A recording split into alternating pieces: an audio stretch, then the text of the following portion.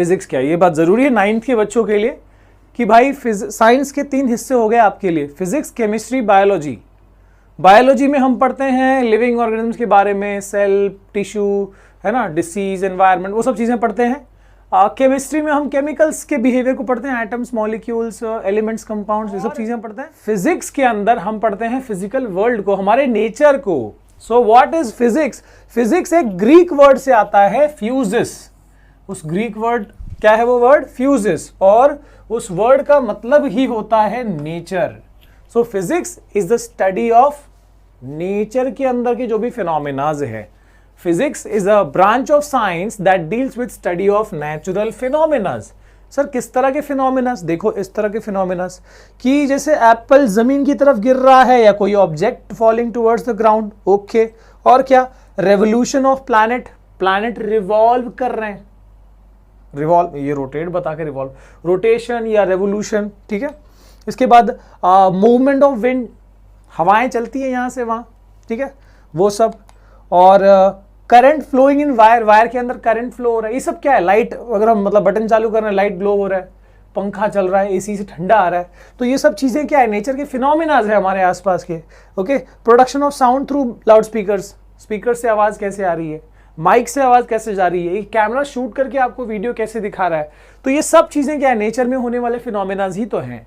तो इनके बारे में, इनकी लॉजिक को समझना ही फिजिक्स है, ठीक है। Physics derive from a word fuses, जिसका मतलब है नेचर, और इसके लिए फिजिक्स जो है वो जरूरी होता है भाई हमारे आसपास की नेचर को समझना। अच्छा सर, साइंस कौन से वर्ड से आया है?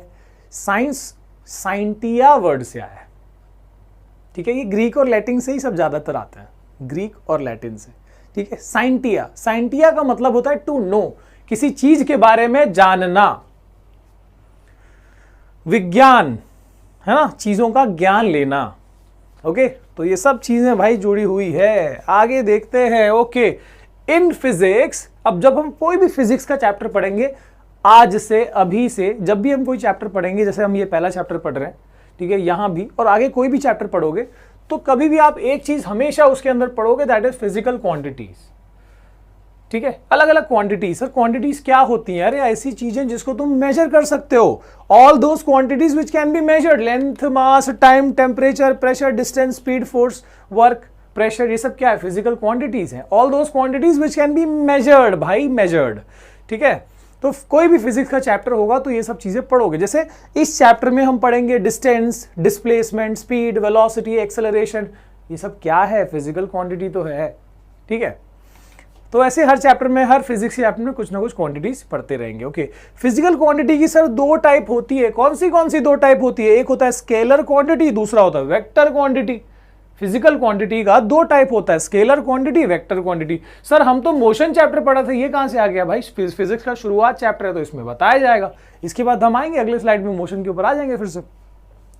सो स्केलर क्वांटिटी क्या होता है और वेक्टर क्वांटिटी क्या होता है? मतलब फिजिकल क्वांटिटी के 2 टाइप हो गए। स्केलर, वेक्टर क्या है भाई? ठीक है, तो बहुत ही सिंपल सी बात है। मैं यहीं पर आपको एक चीज बताऊं कि जैसे length, why length will be called a scalar quantity, ये आपको बताता हूं। जैसे ये मान लो इसका लेंथ मुझे नापना है and that is suppose 12 centimetre. समझो कि ये 12 सेंटीमीटर है। तो 12 सेंटीमीटर कौन सी दिशा में, नॉर्थ की साउथ, कौन सी डायरेक्शन? डायरेक्शन का क्या काम है इसमें? मतलब बिल्कुल इलॉजिकल है, nothing to do with the direction. बस लेंथ काफी है 12 सेंटीमीटर, ये मैग्नीट्यूड काफी है, ये नंबर जो है ये काफी है, ठीक है। So this 12 centimetre will be called magnitude. इसमें कोई डायरेक्शन की जरूरत नहीं है। ऐसी क्वांटिटी को बोलते हैं स्केलर क्वांटिटी। देखो यहां पर, those physical quantities which can be completely described bye its magnitude alone. ऐसी फिजिकल क्वांटिटी जो सिर्फ और सिर्फ उसके मैग्नीट्यूड से ही पूरी तरह से डिस्क्राइब की जा सकती है, इसको हम क्या बोलते हैं? Scalar quantity. And they are simply represented by normal alphabets. कोई दिक्कत नहीं, ऐसे नॉर्मली रिप्रेजेंट करते हैं। यहां डिफरेंट होगा। अच्छा, वेक्टर क्वांटिटी क्या है सर? इसमें क्या अलग है? यहां तो सिर्फ मैग्नीट्यूड है, इधर क्या है वेक्टर वाले में? तो जैसे force is a vector quantity. Sir force क्यों वेक्टर क्वांटिटी है? फोर्स क्यों वेक्टर क्वांटिटी है? देखो एक छोटी सी बात, कि जब हम कोई ऑब्जेक्ट के ऊपर, जैसे दरवाजे पे फोर्स लगाना है, उसको खोलना है, तो फोर्स ऐसे भी लगा सकता हूं मैं, ऐसे भी लगा सकता हूं, है ना, पुल भी कर सकता हूं, पुश भी कर सकता हूं। सिर्फ ये बताना कि 10 न्यूटन का फोर्स उस दरवाजे को खोल देगा। न्यूटन उसकी यूनिट होती है ना, सो 10 न्यूटन का फोर्स उस दरवाजे को खोल देगा, ये सफिशिएंट नहीं होगा, ये पूरी इंफॉर्मेशन नहीं है। कौन सी डायरेक्शन में लगेगा, है ना।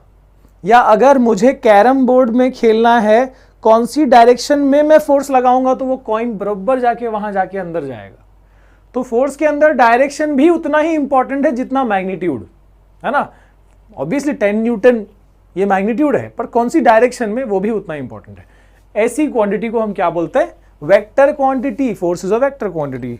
So just see this now, ये देख लो, इसका एग्जांपल देखो, स्केलर वाले का लेंथ, टाइम, टेम्परेचर आ गया। वेक्टर देखो, those physical quantities which need both magnitude and direction for its complete description. Magnitude के साथ साथ डायरेक्शन भी, जैसे फोर्स में वो 10 न्यूटन के साथ साथ ये भी बताना जरूरी है कि कौन से डायरेक्शन में फोर्स लग रहा है।